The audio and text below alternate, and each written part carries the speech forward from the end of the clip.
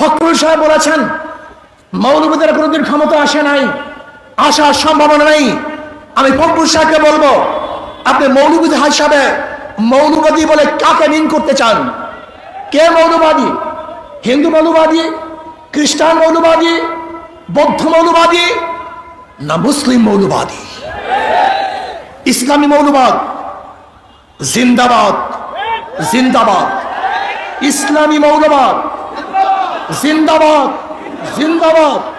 ইসলামী মৌলবাদ জিন্দাবাদ, জিন্দাবাদ। আমরা ইসলামী মৌলবাদী বিশ্বাসী। আমি মুসলমান, আমার মূল ঠিক আছে। আমি মূলকে বাদ দিয়ে রাজনীতি করতে পারি না। 92% মুসলমানদের দেশে ইসলামী মূল্যবোধকে বাদ দিয়ে, ইসলামী মূল্যবোধকে বাদ দিয়ে কেউ কোনোদিন রাজনীতি করতে পারে নাই, পারবে না ইনশাআল্লাহ।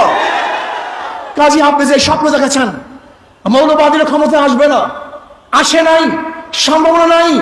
আর আমি উল্টো দেখছি, ইনশাআল্লাহ আগামী বাংলাদেশ ইসলামী মৌলবাদীদের বাংলাদেশ, আগামী বাংলাদেশ কোরআন ও সুন্নাহর বাংলাদেশ, আগামী বাংলাদেশ এদেশের স্বাধীনতাবাদী মানুষের বাংলাদেশ, আগামী বাংলাদেশ ধর্মীয় ব্যক্তিত্ব বাংলাদেশ, আগামী বাংলাদেশ সাম্য, মানবিক মর্যাদা এবং ন্যায় বিচার প্রতিষ্ঠিত বাংলাদেশ।